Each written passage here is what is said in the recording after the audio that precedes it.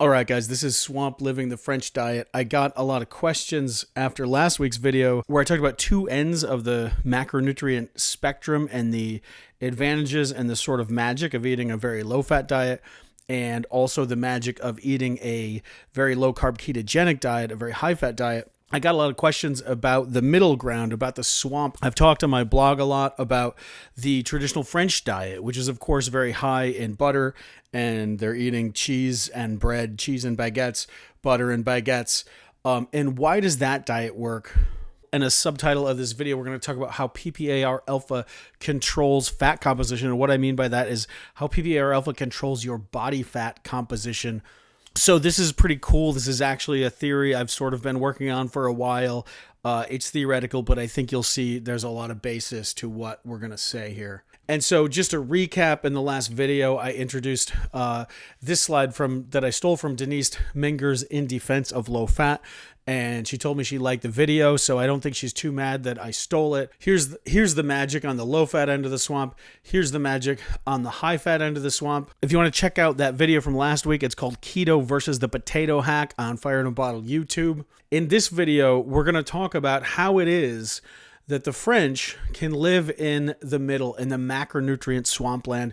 And that means that calories from fat might be 40%, calories from carbohydrates might also be 40%, and yet the traditional French are lean. I also made a video about that called Metabolic Challenge, France, Spain, Italy, looking at the difference between health statistics in France versus the neighboring countries, Italy and Spain, on a Mediterranean diet. So let's get into it. This is taken from Julia Child's Mastering the Art of French Cooking.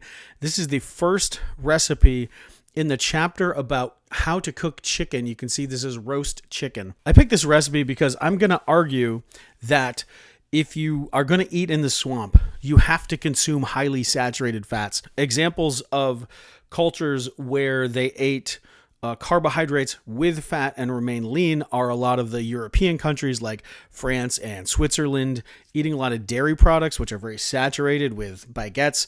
The traditional American diet, where people were lean up until 1960 or 1970 or so. There's also the diet of Tokelau and the Pacific Islands, where they ate a lot of fat from coconuts, which is very saturated, along with things like breadfruit, which was a source of carbohydrates. But the French have been doing this a long time, and they have a lot of tricks, and it's built right into in France, they have this long tradition of the French chefs and this handing down of knowledge, and you do things a specific way. There's a lot of tradition based around their cooking, and meals are served a certain way.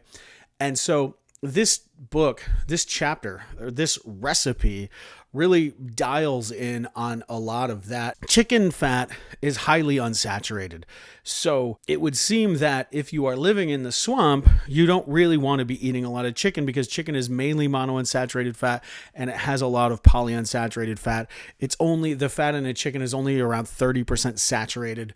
That is a lot less saturated fat than I would recommend if you're living in a cuisine where you're combining fat and starch and trying to maintain your metabolic health. What do they do in France? You can see the recipe is roast chicken, and the first thing in the recipe is the wine suggestion to go along with it. So of course they're consuming wine with their chicken. This over here in red, this is the sauce that goes on the final chicken.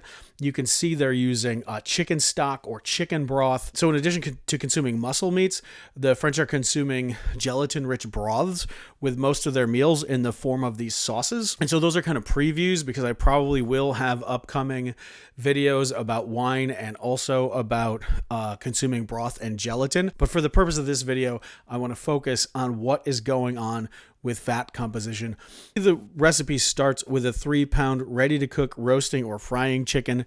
Those chickens, back when this book was written, took a lot longer to grow than they do today, and they weren't as fatty in the first place. And she says to rub the chicken with butter. Then she says to baste the chicken, add more butter, and even a tablespoon of cooking oil. Julia Child does not use a lot of cooking oil in The Joy of French Cooking, but it does show up here and there. I'm not trying to minimize that, right? It's in the recipe. But you've probably already noticed, if you're watching this step that I have highlighted in green.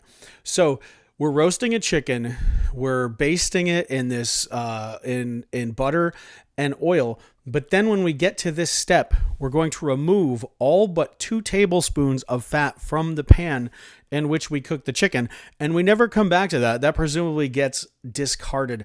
And then we're going to add our broth to that, and we're going to add more butter. We're essentially going to double the amount of oil. Now, when we think about the composition of these drippings, remember that we've added 4 tablespoons of butter already. This is going to be more saturated. This oil that we're removing is going to be more saturated than probably what came out of the chicken normally, because butter is that much more saturated than chicken fat, and we'll show that. And then we're going to add more butter to that. So the final, and this is going to be a sauce that we're going to serve on the chicken, this butter and the stock and the salt and pepper.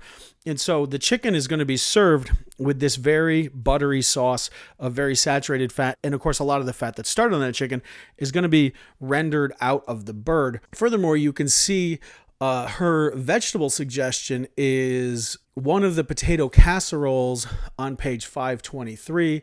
And so I went ahead and grabbed one of those recipes. This is scalloped potatoes. You can see you've got 2 pounds of boiling potatoes, and you're adding to those potatoes 4 tablespoons of butter, a cup of grated Swiss cheese, and a cup of boiling milk. So even though this meal is based on eating a chicken, the final fat composition of this meal in total is going to be very saturated when you consider the butter that's added to that sauce that the chicken was served with and the butter that is added to the potato dish. And so here I have, these numbers are from the USDA Food Data Central. The fat numbers never added up to 100, so I've adjusted them into percentages based on what's being reported. And you can see chicken fat is about 32% saturated. Butter is about 70% saturated. Monounsaturated, the chicken is about 48%. So that's, the chicken is plurality monounsaturated, and it's got about 21% PUFA, whereas the butter is only 26% monounsaturated and 3.5% PUFA in this case. And so if you were to combine them, if you assume that roughly in this meal what you actually eat is about half chicken fat and butter, that means that your saturated fat consumption is going to be up to 51% of the meal. Monounsaturated fat is going to be down to 36%, and polyunsaturated fat is going to be down to 12%. And it might even really be 65% butter and 35% chicken fat when you actually figure out all of the fat in the recipe. Now, again, you can check out my videos from the last couple weeks if you want to learn more about PPAR alpha. But this slide is pointing out, what does PPAR alpha do? I talked about it in the last video, but so PPAR alpha is a nuclear receptor. What it's doing is it's looking for signals from the outside world, and then it's upregulating different genes in the cell, and it's making things happen by controlling the expression of other genes. Mostly what PPAR alpha is looking for is different fats. It's looking for dietary oleic fat that gets triggered by something called OEA that's produced when you eat. It's looking for alpha-linolenic acid and other long-chain omega-3 fats. When PPAR alpha gets triggered by those types of fats, it turns on genes involved both in breaking down fat and in making fat at the same time. Now that seems like a weird thing to do. It would be like setting up a factory that's breaking down Honda Civics and rebuilding them into Honda Accords. And you're spending a lot of time and energy and money to do this when you've already got perfectly good cars. The only reason you would do that is if for some reason you really preferred Honda Accords to Honda Civics, right? And it looks like that's what PPAR alpha is doing, right? And so here's the chart of things that trigger PPAR alpha. You see, this is alpha-linolenic acid, like in flaxseed oil. So this can massively activate PPAR alpha if it's around in high enough quantities. This is in coconut oil, actually. This is 12-volt. This is lauric acid. It's a short chain, or it's a medium chain fatty acid. Really, it's a medium chain saturated fatty acid. And these are monounsaturated fats. So this is oleic acid, like in olive oil. You can see that palmitoleic acid actually activates PPAR alpha at very low levels. PPAR alpha is not particularly triggered by linoleic acid either. When you look at human fat composition or fat composition in livestock, so I raised pigs for a long time, and I went through great pains to give them great pasture. We rotated them to fresh pastures every day.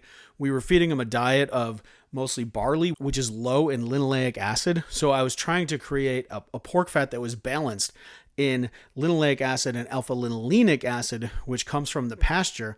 And so I made sure that their diet was, they were getting more or less 50-50. And I did some fat testing, and it actually didn't matter the pork fat from those pigs still had something like 12-to-1 ratio of linoleic acid to alpha-linolenic acid, even though I was strictly limiting their linoleic acid and giving them as much alpha-linolenic acid as I had.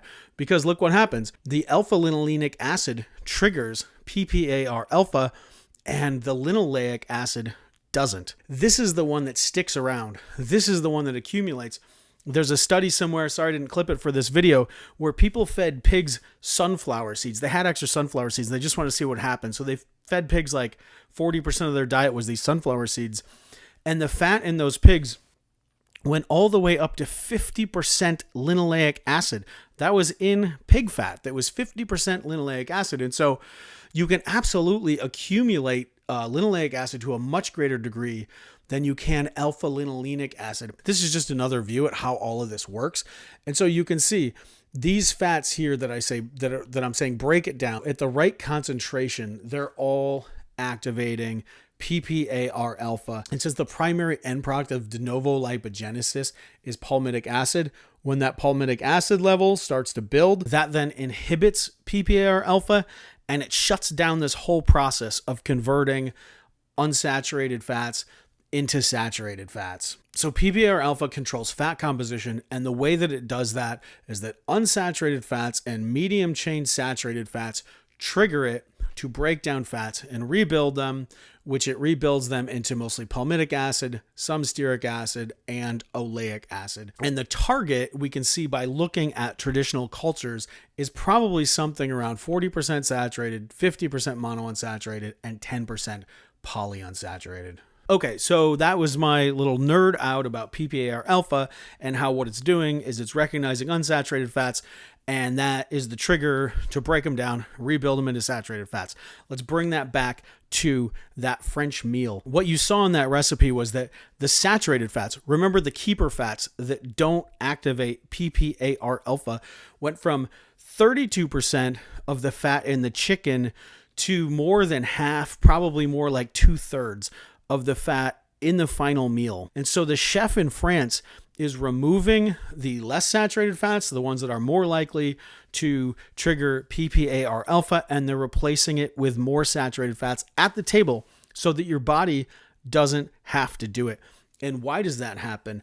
Well, let's look at what causes de novo lipogenesis, which is the process of building new fat. And so this is the Krebs cycle. I've talked about it in a lot of the videos. Krebs cycle is how we get ATP from our food. First, you can see what I have written down here at the bottom is beta oxidation of fat. So this is a scenario where if PPAR alpha is in control, what happens is you lower your metabolism of carbohydrates and you increase your metabolism of fats. So that's what the oleic acid in that chicken would do, is it would activate PPAR alpha, you would oxidize more fat.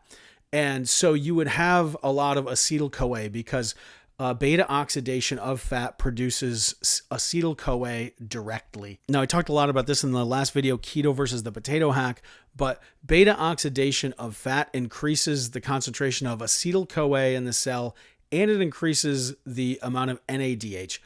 And those two things both inhibit the activity of pyruvate dehydrogenase. Pyruvate dehydrogenase is the enzyme that breaks down pyruvate. Pyruvate comes from the glucose that we eat or the starch that we eat. And so if we don't have pyruvate dehydrogenase activity, we cannot use pyruvate dehydrogenase to break down incoming glucose.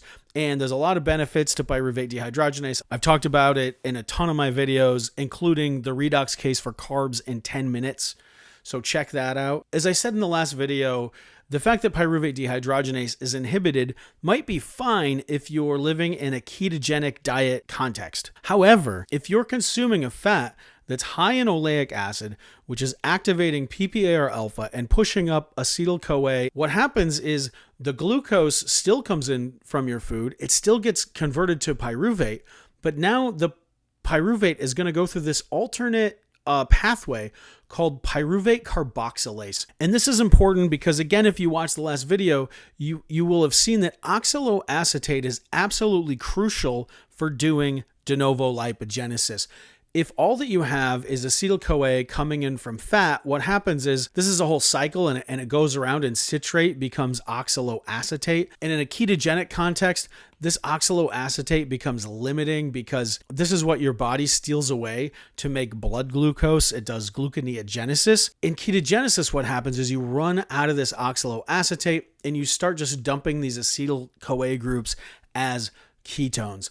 However, if you have a steady supply of incoming glucose, and if pyruvate dehydrogenase is deactivated because you have an active PPAR alpha, you can use this incoming glucose in pyruvate to steadily replenish oxaloacetate. And this beta oxidation of fat is continuously replenishing acetyl-CoA. And if that happens, acetyl-CoA and oxaloacetate can combine to make citrate. Citrate is the starting product of de novo lipogenesis. Citrate gets exported from the mitochondria, and we use the citrate to do de novo lipogenesis. So in this way, you can use the carbon coming in from beta oxidation of fat to make acetyl-CoA, and you can use the carbon coming in from glucose to make oxaloacetate, and you can combine the fat calories and the carbohydrate calories to do de novo lipogenesis, and you can rebuild new fats. So if you're in the swamp and if you're activating PPAR alpha, so you can actually take both your fat and your carbs and you can repackage them into shiny new fat that you just made in your cell from de novo lipogenesis. And this is a boring molecular biology slide. I'm not going to make you think too much about it, but PPAR alpha also directly inhibits pyruvate dehydrogenase.